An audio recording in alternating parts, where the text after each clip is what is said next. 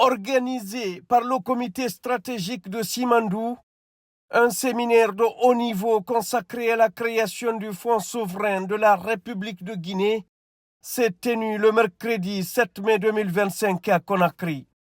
Cette rencontre s'inscrit dans la continuité des travaux engagés autour de la dernière phase de la documentation du programme Simandou 2040 discuté lors d'une réunion tenue le 10 avril dernier. Présidé par Djiba Diakité, ministre directeur de cabinet de la présidence et président du comité stratégique de Simandou, l'événement rassemblait un panel de hautes personnalités guinéennes et étrangères. Parmi elles figurait notamment le général Lamara Camara, ministre secrétaire général de la présidence, plusieurs membres du gouvernement et du comité stratégique de Simandou, des représentants du secteur privé, des banques et assurances, ainsi que l'ancien premier ministre du Bénin, Lionel Zenzou, aujourd'hui associé gérant de la banque d'affaires Southbridge. Le séminaire a débuté par une vidéoprojection mettant en lumière une interview exclusive du président du comité stratégique Djiba Diakité.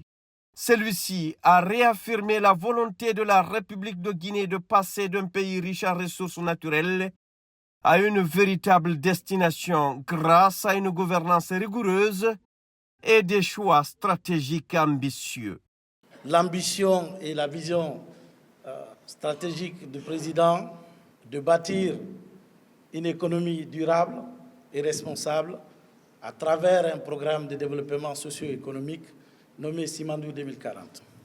Nous faisons de la souveraineté économique la clé du développement de la Guinée à travers la vision du chef de l'État, son Excellence le général Mamadi Doumbouya.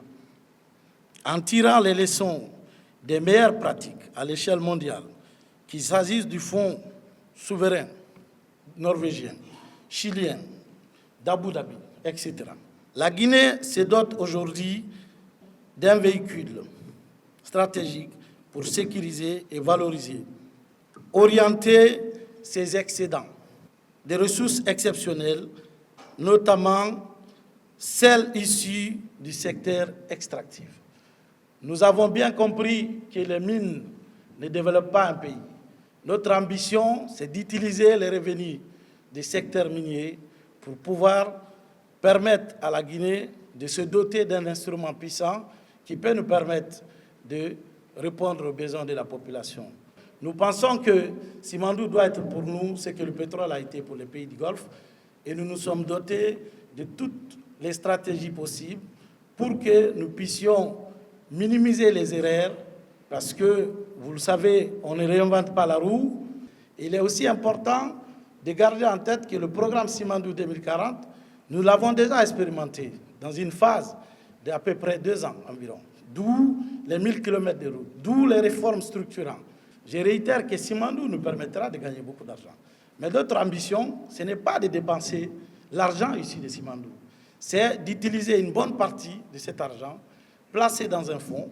Ce fonds nous permettra d'aller chercher de l'argent moins cher sur le marché des capitaux. Ce fonds nous permettra de garantir pour financer des projets. Ce fonds nous permettra de dynamiser le crédit, financer les PME de façon stratégique. Et le programme repose essentiellement sur le capital humain. C'est pourquoi une bonne partie des fonds des recettes récits de Simandou permettront de financer le secteur de l'éducation, notamment à travers le composant Simandou Academy. Le fonds souverain n'est pas un instrument isolé. Cet instrument qui sera au cœur de l'économie guinéenne permettra de stimuler le financement des PME, mais également dynamiser le crédit. Nous comptons, dans le cadre du programme, essentiellement sur le secteur privé. Notre grande ambition du programme Simandou 2040 pour les 15 prochaines années est estimée environ, à ce stade, nous allons affiner ces chiffres, aux alentours de 200 milliards de dollars US. Mais ces 200 milliards de dollars US, nous pensons qu'au moins 70% doit venir du financement privé. C'est à peine 30% qui doit être financé par l'État. Donc ça veut dire que le président général Mamadi Doumbouya, ouvre encore plus d'opportunités pour le secteur privé. Nous avons parlé des contenus locaux. Pour nous, oui, il faut que les projets structurants de notre pays, au-delà des mines, permettent de donner des emplois aux Guinéens. Pas juste des emplois de niveau plus bas, mais du top management des grandes entreprises. Nous avons aussi dit que le contenu local, pour nous, doit permettre de donner des opportunités d'affaires aux Guinéens, des opportunités de business. Notamment, nous avons en tête de pouvoir accompagner une entreprise guinéenne à capitaux guinéens. Ça veut dire quoi? Des entreprises dont, à la fin, les dividendes tombent dans la poche du Guinéen. Nous avons en tête, pour les 15 prochaines années, de faire de la Guinée une économie de destination, en termes d'archétype, mais également une économie de ressources. Ressources dont on parle, certes, des ressources naturelles que nous avons, mais c'est surtout des ressources intellectuelles. Nous pensons que nous devons former des Guinéens que nous pouvons exporter et beaucoup plus qu'exporter nos minéraux. Je souhaite vraiment des travaux riches à travers les différents panels qui vont se dérouler et faire en sorte qu'ensemble, nous puissions bien évidemment construire la Guinée que nous avons toujours rêvé, pas demain, mais maintenant. Sous la clairvoyance du général Mamadi Doumbouya, nous continuerons à bâtir une Guinée prospère que nous appelons notre paradis, une terre de richesse et d'innovation pour le bien-être de la population. Sont ensuite intervenus Mourana Souma, ministre de l'économie et des finances, et Ismaël Nabé, ministre du Plan et de la coopération internationale, pour détailler les 5 piliers du programme Simandou 2040. Pour eux, la mise en place du fonds souverain s'inscrit dans un contexte économique particulièrement favorable pour la Guinée, dont la croissance soutenue témoigne de la bonne santé macroéconomique du pays. Portée par une gestion rigoureuse et des réformes structurantes, l'économie guinéenne affiche un taux de croissance remarquable, renforçant ainsi la crédibilité et la pertinence des ambitions portées par le programme Simandou 2040. Nous pouvons retenir, avec la rigueur de gestion que le président, le général Mamadi Doumbouya, a impliqué depuis 3 ans et demi, la Guinée a renoué avec un niveau de croissance économique record, nous amenant en 2025 à près de 7,1% de variation. Cela est une preuve tangible d'une santé d'une économie en dynamique qui est en croissance continue. Cette croissance sera portée en 2026 à 2 chiffres, aux alentours de 10%. C'est un pari gagné. Il faut également citer un autre indicateur important, c'est le taux d'inflation qui est totalement maîtrisé. On a quitté un taux d'inflation de 2 chiffres. Là, on est en 2025 à 3%. Le niveau d'endettement de l'État, on est en dessous du taux de 40%, l'un des plus maintenus en Afrique. Nous pouvons aussi citer le resserrement des primes de change entre le marché officiel des devises et le marché parallèle. On parle de la stabilité du franc guinéen, c'est parce qu'il y a une tendance de resserrement entre le prix des devises au marché officiel et le prix des devises au marché parallèle. Nous avions été classés 2 années successivement par la Banque mondiale comme étant les pays les plus performants en termes de décaissement. Avant, il y a 3 ans, le budget national de développement, on n'avait jamais 35% des investissements. Aujourd'hui, on est à près de 50%. 50% en termes d'investissement qui sont gérés par le BND. Et ça, c'est une prouesse, c'est une action d'autorité qui nous induit dans une dynamique de réalisation plutôt des résultats tangibles en termes de construction des routes, en termes de construction d'infrastructures, qui sont un peu les conséquences d'un cadre macroéconomique totalement stable. Au jour d'aujourd'hui, nous avons une centaine de projets.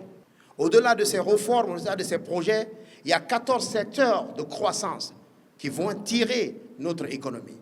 Comme le chef de l'État, le général Mamadi Doumbouya, aime le dire, on veut utiliser les mines et comme le Moyen-Orient, le Golfe a utilisé le pétrole pour le décollage économique pour que la Guinée soit un pays émergent.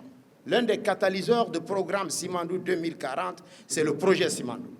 Donc on est conscient que c'est ambitieux, on est conscient qu'il y a beaucoup de travail à faire, on est conscient quand on va se donner la main qu'on peut relever ce défi sous l'égide du chef de l'État. Inspiré par la vision du président de la République et son Excellence le général Mamadi Doumbouya, le programme Simandou 2040 se veut un schéma directeur de développement socio-économique structuré autour de 5 piliers majeurs. Il symbolise une volonté politique affirmée de créer une dynamique durable et responsable en faveur de la prospérité nationale.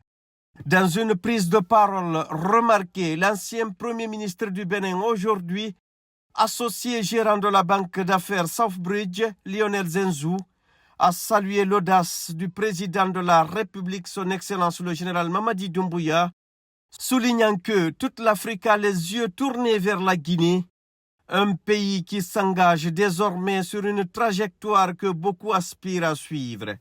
Il a exposé les missions, les moyens et les mécanismes d'un fonds souverain efficace en insistant sur son rôle de levier pour le développement à long terme. L'ambition de la Guinée est brillante en fait. Ce qui est brillant, c'est la Guinée. C'est très important ça parce que, vous voyez, les pays frères regardent la Guinée et au-delà du continent africain en se disant « c'est fou, la Guinée est en train de délivrer ».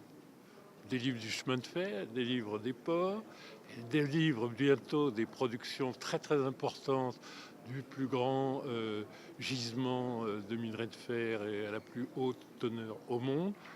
C'est un pays de destination pour des investisseurs, comme elle va l'être pour des touristes, etc. Mais c'est plus que ça. C'est un véritable tournant. Et à mon avis, ce qui est fait en ce moment autour de Simandou 2040 est plutôt un modèle pour l'Afrique. Donc c'est majeur ce qui est en train de se faire. Ça se fait dans quelques pays africains, mais il se trouve que Dieu a été assez grand quand même avec la Guinée en termes de patrimoine, si vous voulez. Donc on vous regarde avec beaucoup d'intérêt de toute l'Afrique. La monnaie guinéenne aussi s'affermit tous les jours. Créer un fonds souverain, c'est-à-dire collecter des ressources régulières, hein, c'est ça qu'apporte au fond la production minière, pour faire des prêts de long terme ou créer du capital pour les entreprises, si vous voulez, c'est quelque chose qui va juste accélérer énormément le bien-être dans le pays. Alors si les financiers sont capables de délivrer ça, c'est une bonne chose et donc on est très honoré d'avoir été invité à coopérer, à co-construire, comme on dit en Guinée maintenant, à co-construire quelque chose qui nous paraît ambitieux, tout à fait à la portée. Et vous savez, tous les pays d'Asie qui se sont magnifiquement développés, qui sont devenus des vrais pays émergents, ont réussi à créer des fonds souverains, créer du capital, créer de la valeur. Et donc, la Guinée rejoint en fait les pays émergents. 3 avocates collaborant avec Southbridge ont ensuite enrichi les débats par une présentation approfondie des concepts clés, des enjeux et des études de cas en lien avec les fonds souverains à travers le monde. Leurs recommandations en matière de gouvernance, de transparence et d'intégrité ont été saluées comme essentielles pour garantir la réussite du futur fonds guinéen. Nos recommandations principales en termes de transparence, c'est que la Guinée, au moment où le fonds souverain sera créé, d'adhérer au principe de Santiago, parce qu'ils correspondent à un code de bonne pratique et c'est quelque chose qui attirera les investisseurs étrangers. Également, nos recommandations, c'est par exemple que le fonds reste indépendant, même s'il sera détenu par l'État. Il est important que, même si c'est un instrument à la fois politique et pour le peuple guinéen, il est aussi important qu'il reste indépendant dans sa gestion. Nous sommes très optimistes, nous pensons que vraiment c'est en très bonne voie. La coopération entre toutes les parties prenantes du secteur privé, la volonté politique claire aujourd'hui de par la présence des ministres et tout ça nous paraît en très bonne voie. Le gouverneur de la Banque centrale de la République de Guinée, Dr Karamo Kaba, représenté par le vice-gouverneur Mohamed Lamine Conté, a expliqué le rôle institutionnel stratégique que jouera la BCRG dans l'opérationnalisation du fonds souverain. Cette implication marque l'importance d'une architecture financière solide et cohérente autour du programme Simandou 2040. La création d'un fonds souverain en Guinée jouera un rôle catalyseur pour le développement de notre secteur financier. Elle contribuera en effet à la diversification du paysage financier guinéen, notamment dans les infrastructures cruciales pour l'émergence de notre économie. Il est reconnu que les fonds souverains jouent un rôle catalyseur dans le développement des marchés de capitaux locaux.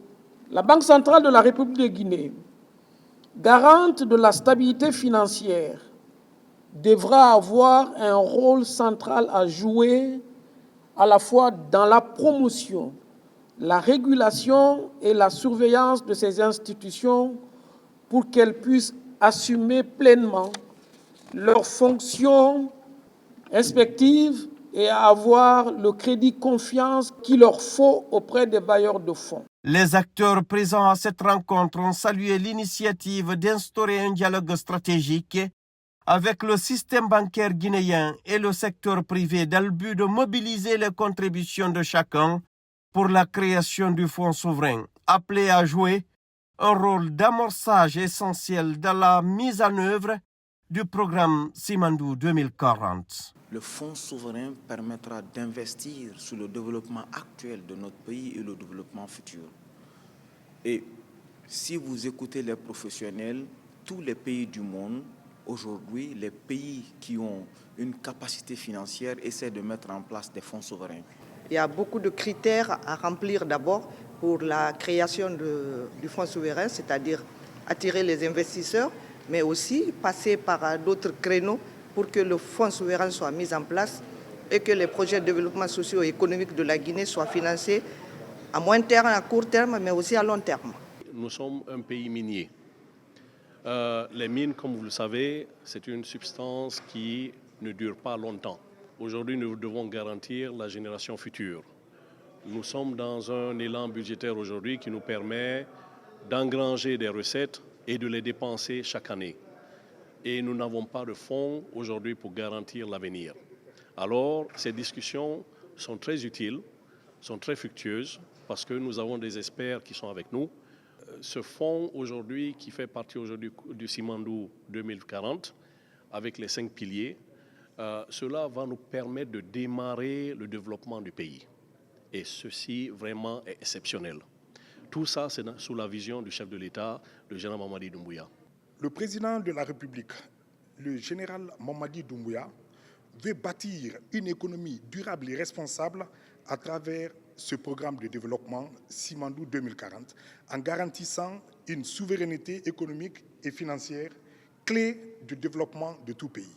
S'agissant du fonds souverain, il s'agit d'orienter les excédents de ressources exceptionnelles, celles issues de l'exploitation des ressources naturelles, dans un fonds pour les générations actuelles, mais aussi et surtout futures. La rencontre, riche en échanges et en contributions de qualité, a été conclue par le ministre Ismaël Nabé, qui a réaffirmé l'engagement de l'État à concrétiser cette initiative dans les meilleurs délais. La création du Fonds souverain de la République de Guinée représente une étape majeure vers la réalisation des ambitions du programme Simandou 2040 et une preuve tangible de la volonté de bâtir un avenir prospère pour la nation.